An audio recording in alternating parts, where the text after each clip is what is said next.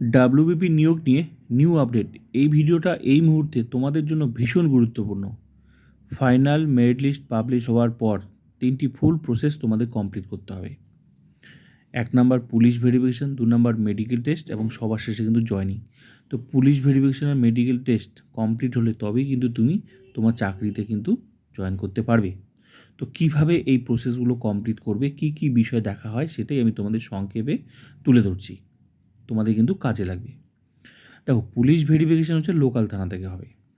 Local থানা হচ্ছে তোমাদের প্রত্যেকটা থানা আছে, তো লোকাল থানা ডিআইবি সেক্টর কিন্তু এই কাজটা করে। যারা চাকরি পায় তাদের পুলিশ ভেরিফিকেশন হয়। এটা নিয়ে অনেকেই টেনশনে আছে, পুলিশ ভেরিফিকেশন কেউ কি বাদ যাবে? আমার নলেজে সেরকম কেউ নেই, আমি দেখিনি যে কেউ বাদ গেছে। এটা সবচেয়ে প্লাস পয়েন্ট। তাই পজিটিভ থাকো। পুলিশ ভেরিফিকেশনে শুধু তোমার কী বিষয়, দুটো বিষয় দেখায়। একটা হচ্ছে documents verification, very very important. ঠিক আছে, তুমি কোথাকার বাসিন্দা, পুরো একদম তোমার ডকুমেন্টস কী, যোগ্যতার ভিত্তিতে তুমি চাকরি পাচ্ছ, এই বিষয়গুলো ভেরি ভেরি ইম্পর্টেন্ট। আর নর্মালি দেখবে যে কোনো কেস টেস আছে কি না, এই বিষয়গুলো। কিন্তু আজ পর্যন্ত আমার নজরে সেরকম জানা নেই যে পুলিশ ভেরিফিকেশনে কেউ আটকে গেছে। ঠিক আছে, তোমরা অবশ্যই কমেন্ট করে বলতে পারো, তোমাদের যদি এরকম জানা থাকে বলতে পারো। কিন্তু আমার নজরে সেরকম নেই যে চাকরিতে কোনো সমস্যা হয়েছে পুলিশ ভেরিফিকেশনে। তো ডকুমেন্টস কী কী বিষয় দেখা হয়, ডকুমেন্টস ভেরিফিকেশন হচ্ছে তোমার লোকাল থানা থেকে, তোমার হচ্ছে ডিআইবি সেক্টর থেকে তোমার একটা ভেরিফিকেশন ফর্ম দেবে। সেখানে হচ্ছে যা যা তথ্য আছে সেগুলো হচ্ছে তোমার কী বলে, ওই ফিল আপ করে সেগুলো গ্যাজেটেড অফিসারকে দিয়ে সিগনেচার করিয়ে কিন্তু সেটা জমা দিতে হবে। এবার কী কী ডকুমেন্টস লাগবে? ডকুমেন্টস হচ্ছে বিভিন্ন ধরনের লাগবে। যেমন তুমি যে চাকরি করবে, সে মানে যার নাম ফাইনাল মেরিট লিস্টে আছে, তার হচ্ছে নিজের voter card, Aadhaar card, PAN card, very very important, এইটা কিন্তু লাগবে। তারপর বাবা মার, ঠিক আছে। এবার কী লাগবে? বার্থ সার্টিফিকেট লাগবে, জমির দলিল, এগুলো কিন্তু লাগবে, লাগে। ঠিক আছে। তারপর তুমি যেখান থেকে তুমি পড়াশোনা করেছো, মনে করো মাধ্যমিক পাস করেছো কোথা থেকে, তার সেই স্কুল থেকে তোমার একটা কিন্তু লিভিং সার্টিফিকেট লাগবে। কলেজ থেকে হলে কলেজ লাগবে। এরকম লিভিং সার্টিফিকেটগুলো কিন্তু এই ফাইনাল মেরিট লিস্ট পাবলিশ হওয়ার পর তোমাকে এই মুহূর্তে এই কাজগুলো কিন্তু করতে হবে, জোগাড় করতে হবে। ঠিক আছে, কারণ তোমার পুলিশ ভেরিফিকেশনে এই বিষয়গুলো লাগবে। তো এই হলো মানে সংক্ষেপে আমি তোমাদের সামনে যতটুকু বিষয় আমার জানা আছে সেটাই আমি তোমাদের সামনে তুলে ধরলাম। এই বিষয়গুলো দেখা হয়, ঠিক আছে।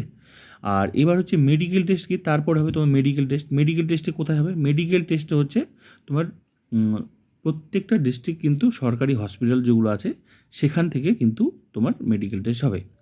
তো মেডিকেল টেস্ট নিয়ে অনেকে টেনশনে আছে, কোনো সমস্যা হয় কি মেডিকেল টেস্ট? আমার যতটুকু জানা আছে মেডিকেল টেস্টেও কিন্তু সেরকম কোনো সমস্যা নেই।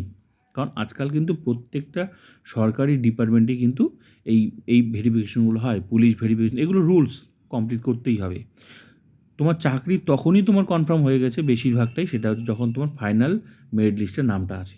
এটাই হচ্ছে তোমার খুশির খবর। কিন্তু বিষয় হচ্ছে বাকি প্রসেসগুলো কিন্তু তোমাকে রুলস অনুযায়ী কমপ্লিট করতে হবে। তাই টেনশনের কোনো কিছু নেই। হ্যাঁ, আমার জানা নেই যে ওরকম কেউ বাদ গেছে। আমি ওরকম মানে আমার ওরকম নজরে নেই যে কেউ বাদ গেছে। ঠিক আছে? তো বিষয় হচ্ছে মেডিকেল টেস্টে কী বিষয়গুলো, মেডিকেল টেস্ট হচ্ছে প্রত্যেকটা সরকারি হসপিটাল, ডিস্ট্রিক্ট হসপিটাল থেকে করানো হয়। তো কী কী টেস্ট করে? যেমন ব্লাড টেস্ট করা হবে।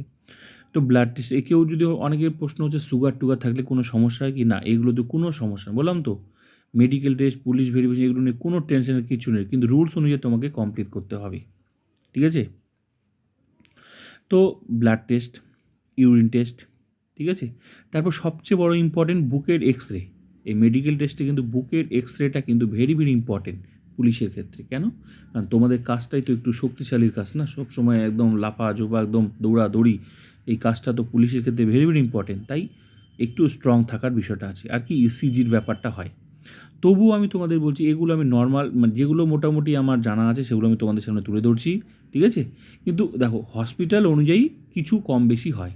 একেকটা হসপিটাল একেক ধরনের নিজস্ব কিছু রুলস প্রয়োগ করে তোমাদের এক্সট্রা তোমার টেস্ট করাতেই পারে। অনেক কিছুই টেস্ট মোটামুটি বললে সব ধরনের টেস্ট কিন্তু তোমাদের হয়। ঠিক আছে? কিন্তু এগুলো থেকে কোনো বাদ যাওয়ার সম্ভাবনা আছে?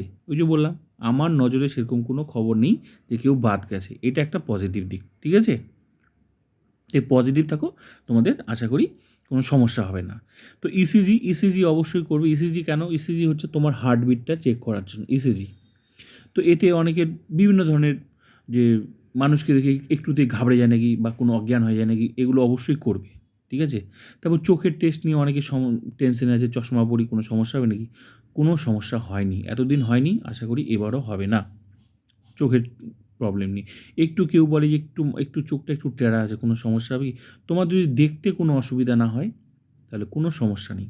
মোট কথা ছোটো-মোটো যে কোনো পুলিশ ভেরিফিকেশন বা ছোটো-মোটো কোনো সমস্যাতে কোনো সমস্যা হয় না, আমি যতটুকু জানি।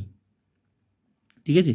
তো অনেকের আবার প্রশ্ন যে কী বলে যে হাঁটু লেগে যায়, এতে কি কোনো সমস্যা হবে?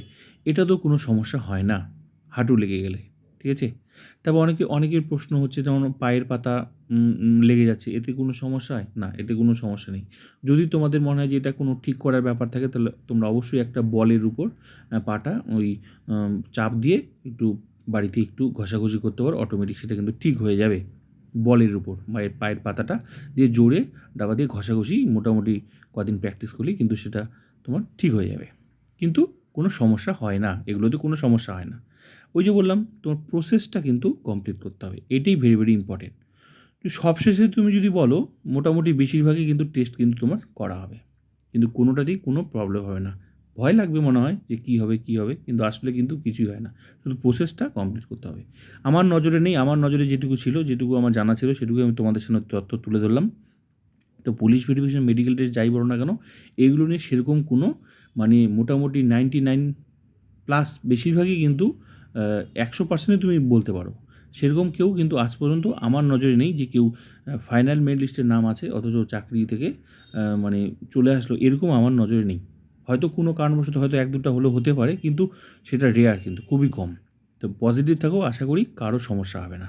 মানে আমার অন্তত জানা নেই যে কেউ বাদ গেছে পুলিশ ভেরিফিকেশন বা মেডিকেল টেস্টে। ঠিক আছে? তাই পজিটিভ থাকো। ফাইনাল মেরিট লিস্টে তোমার নাম থাকবে মানে তুমি ব্যাস বাকি প্রসেসগুলো তোমার আরাম করেই তুমি এই প্রসেসগুলো কমপ্লিট করো। ঠিক আছে? তো এবং সবার শেষে জয়েনিং। তো যেটুকু তথ্য ছিল, কী, কী আমার জানা ছিল সেটাই আমি তোমাদের সামনে তুলে ধরলাম। তো ভিডিওটা ভালো লাগলে অবশ্যই like, comment, subscribe and share.